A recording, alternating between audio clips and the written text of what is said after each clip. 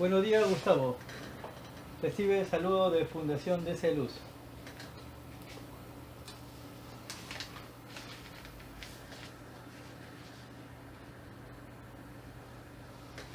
Gustavo Flores Quelopana es un intelectual y filósofo con más de 100 obras. ¿Cómo así nació en ti el ímpetu de escribir y dedicarte hacia lo intelectual? Yo creo que se puede responder muy concisamente de la siguiente forma. Siempre en mi hogar hubo biblioteca. Siempre en mi hogar hubo consumo de libros. Siempre en mi hogar vi a mi padre escribir y leer. Además, un obsequio por el ingreso al Colegio San Andrés fue una biblioteca para mí, personal. Me deleitaba leyendo. Además era un niño solitario. Yo he salido, mira, a jugar a la calle recién cuando he tenido 10 años, 11 años. Yo no sabía lo que era tener amigos en el barrio. Eh, yo he socializado tarde, salvo en la escuela, ¿no? Pero en la escuela pues, es una socialización muy peculiar, muy restringida. Entonces mi mayor entretenimiento era en el hogar dibujar, leer, olfatear los libros y las grandes enciclopedias y entretenerme con ellos. Por otro lado, ver a mi padre, obtener mi propia biblioteca, escribir a partir de los 10, 11 años, 12 años, escribía y hice historietas y llené con mis historietas un cajón un cajón de leche Gloria, lo llené de mis propias historietas, que obviamente desaparecieron. Y después hay un dicho que parece ser muy cierto. El que lee mucho, tarde o temprano escribe.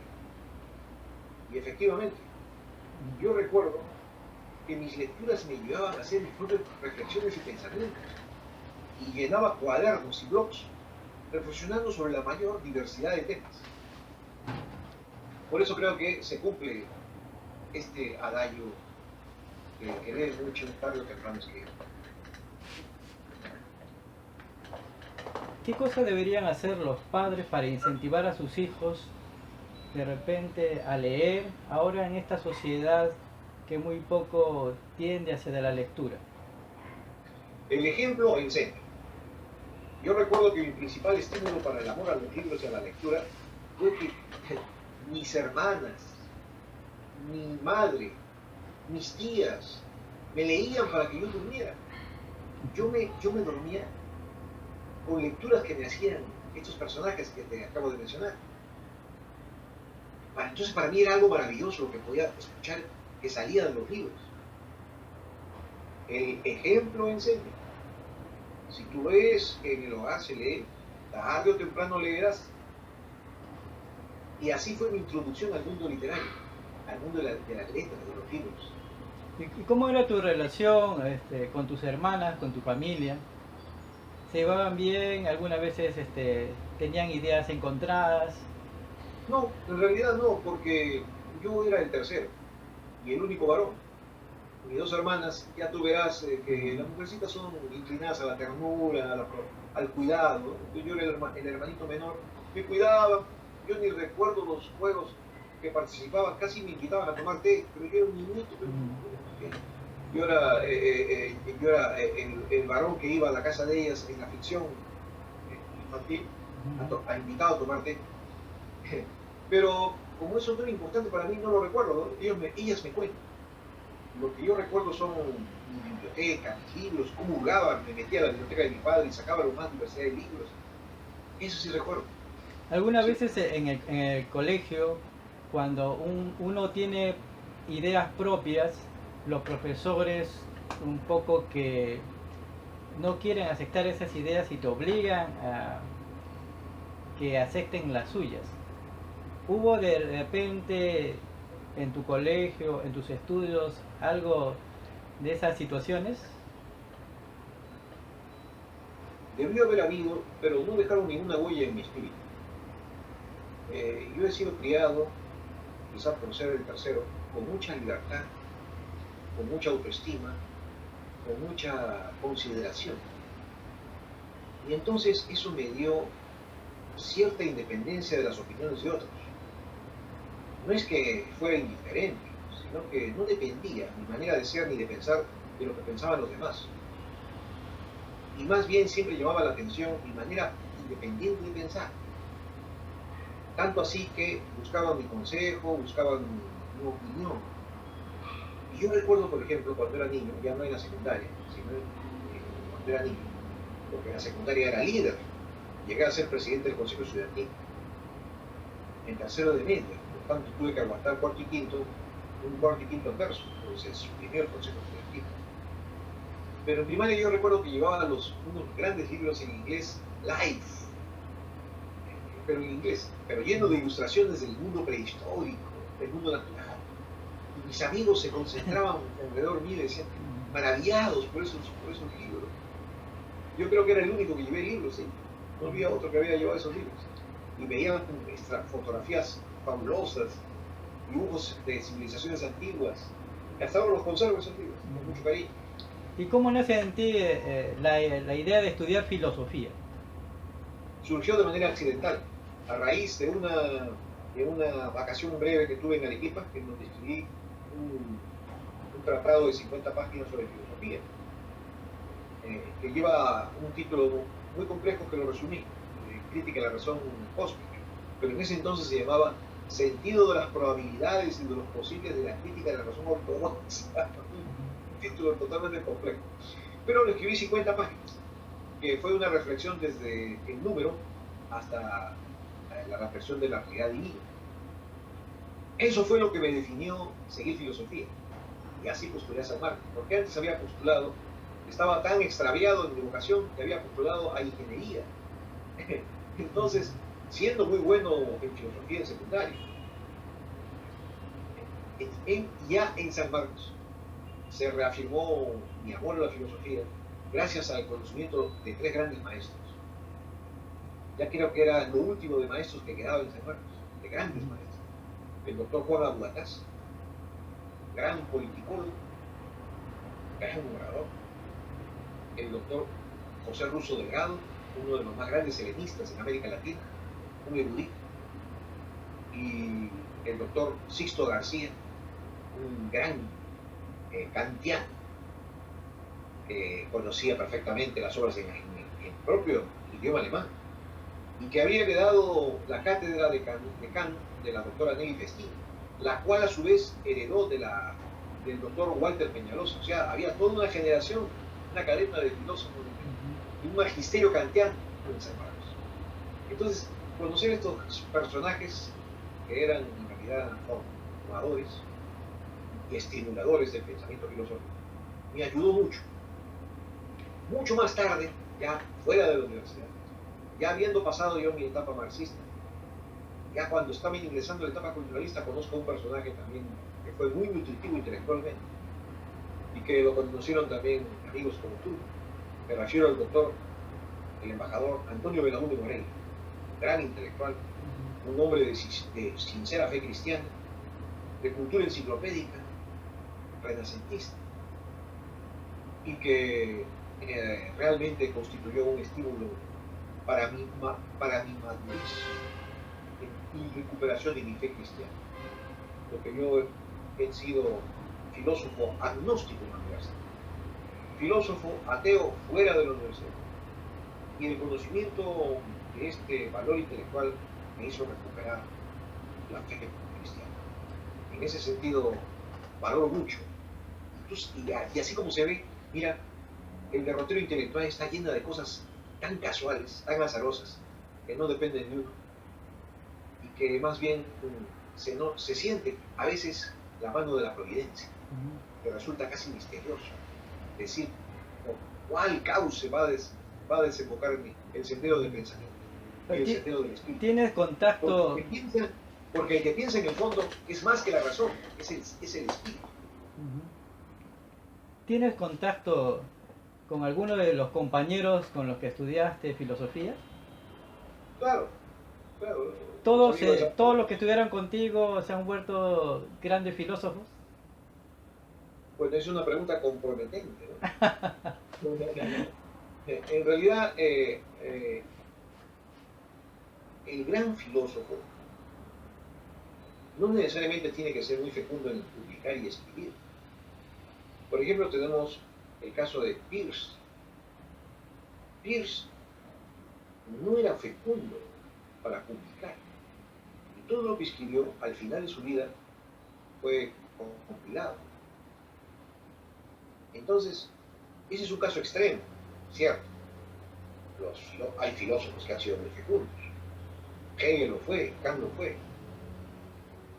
Pero cada caso es particular.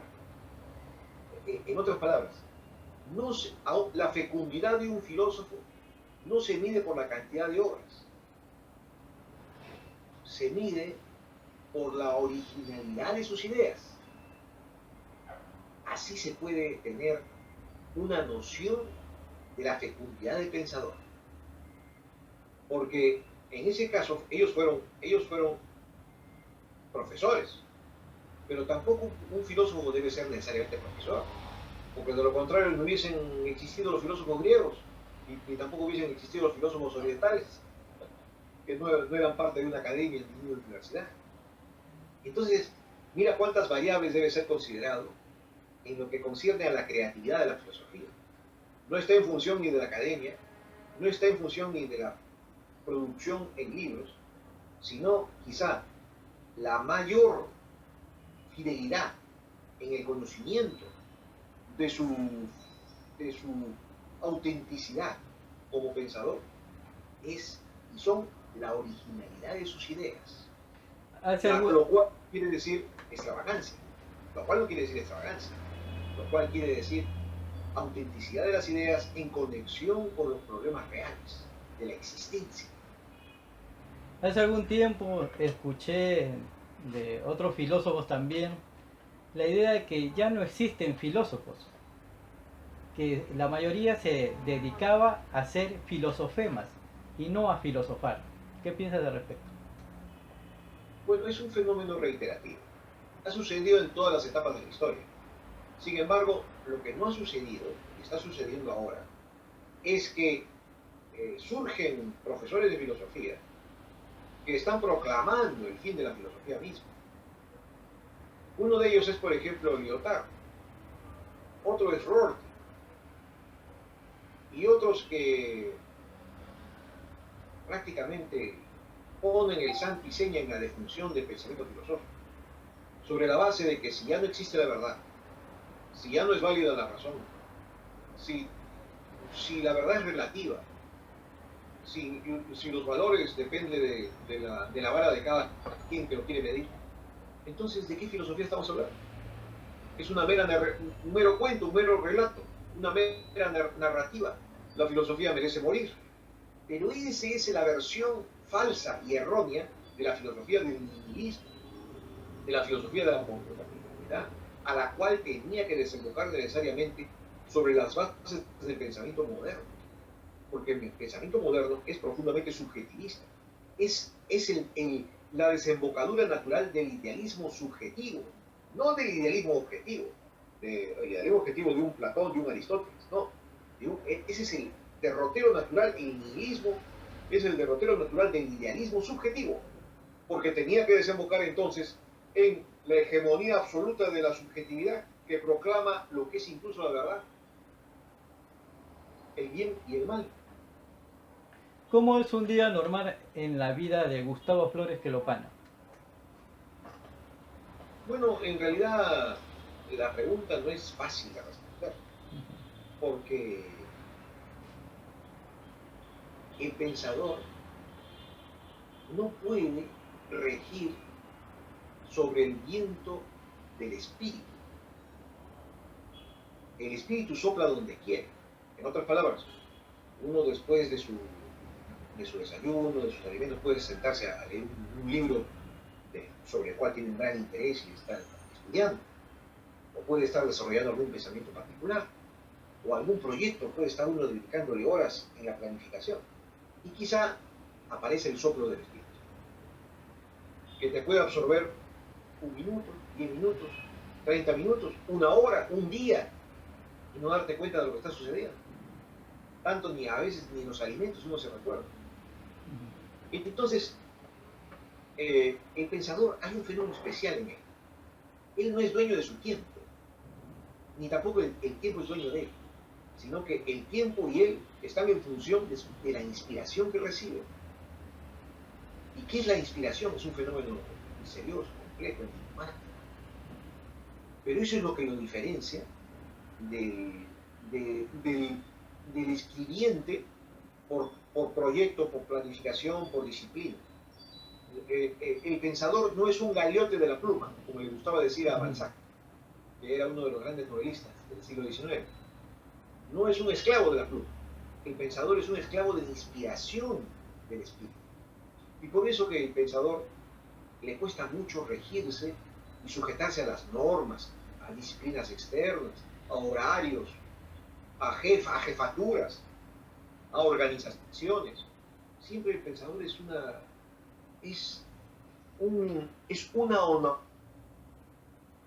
de la organización, de la sociedad.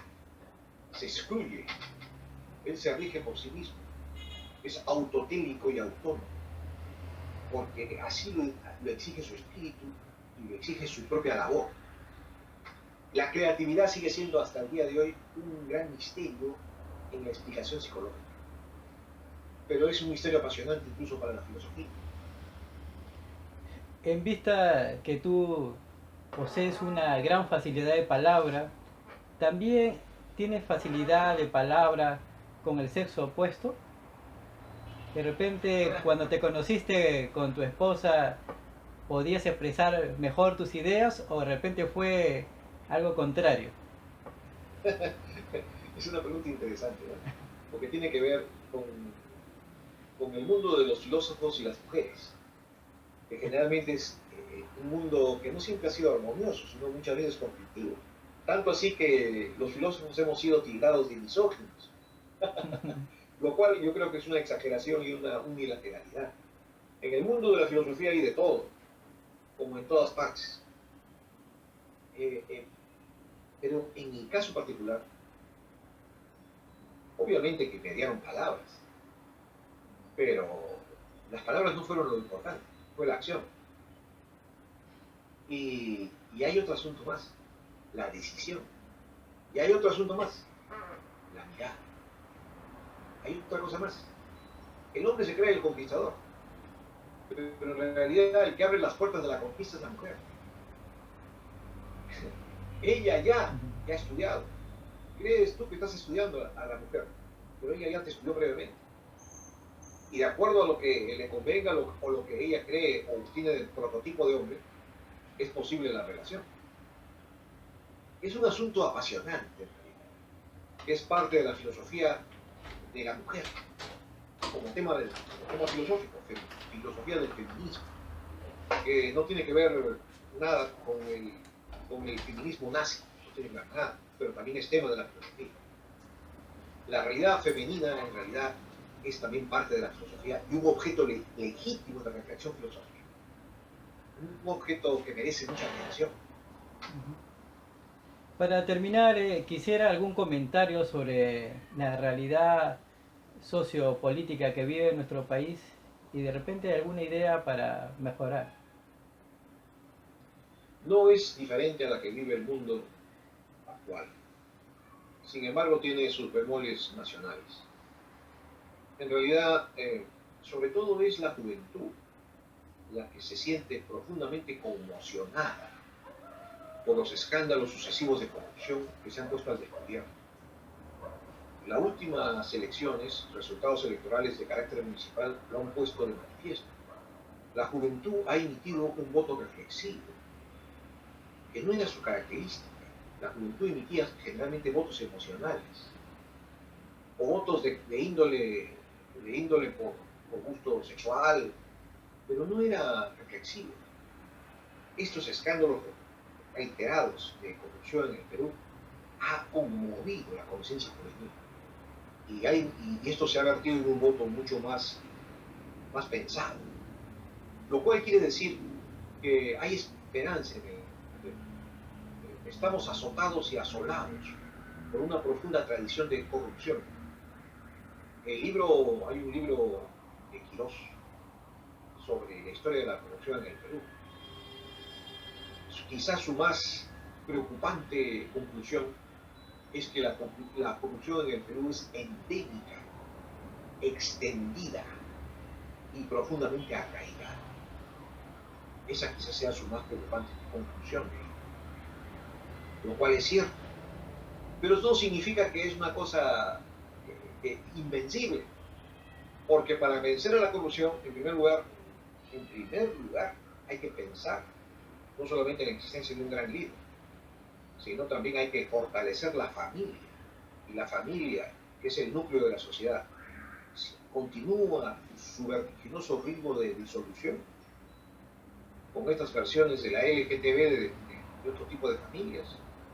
Si continúa su ritmo de decadencia con estas versiones promovidas por la élite mundial, en donde a la mujer se le introduce la idea del aborto como algo legítimo, del asesinato del bebé como algo legítimo, en donde a la juventud se le trata de inculcar ideas de la libertad del consumo de marihuana y de cocaína, y a los hombres con los derechos homosexuales, en donde, en otras palabras, la élite mundial pretende que la sociedad deje de pensar en la justa distribución de la riqueza, que es cada día más escandalosamente injusta, para pensar en menudos problemas de género, de consumo de drogas, o del aborto o de la eutanasia. Entonces, allí no vamos a tener futuro, ni esta civilización va a tener salida. Porque los únicos que van a tener futuro son los dueños del capital mundial, que son cada día menos y son cada día más poderosos. Entonces, hay que reestructurar el resurgimiento de la civilización humana, que está siendo totalmente desestructurada, disfuncional. Vamos hacia una curva decadente que parece indetenible, que parece que vamos enrumbándonos a tiempos apocalípticos, a tiempos de final de la historia, que ojalá que no sea a través de un golpe termonuclear. Las potencias se enfrentan con una retórica guerrerista termonuclear que parece alucinante. Han perdido la responsabilidad histórica de manejar estas armas que son de devastación masiva y definitiva. Entonces, hay que recuperar la sensatez. Y para recuperar la sensatez, en el fondo, es una crisis de la razón. La razón no es racionalismo, porque la razón también son los sentimientos, también son las emociones. Y las emociones y los sentimientos han sido tergiversados, desnaturalizados, han sido pervertidos. Entonces, la restauración en la crisis de la razón involucra no solamente la lógica, sino también el corazón, como decía Pascal. Hay que restaurar al hombre en su integridad. Hay que volver a comprometer en la dimensión inmanente y terrenal con la dimensión trascendente y absoluta. Todo eso está roto ahora, ¿ya? Y es parte de la desorganización y decadencia de una civilización que parece que se precipita a la muerte de manera irrefrenable y cada día más acelerada.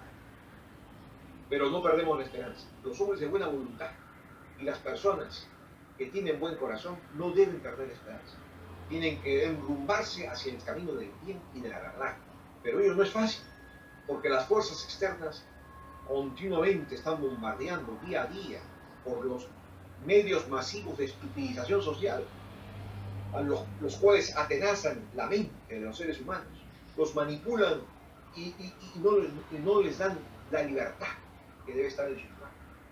Entonces, como tú bien estás influyendo, el problema es profundo y es integral, afecta al propio espíritu. El espíritu está en crisis, el espíritu está en peligro, el hombre está en peligro porque su espíritu está en peligro. Y estoy seguro que tú, que eres un hombre que estudia la dimensión del espíritu, tienes en mente otra pregunta inmediatamente. Solamente darte las gracias por la oportunidad que nos das de reflexionar sobre estos temas y otros que ya pasaremos en el siguiente video. Muchas gracias.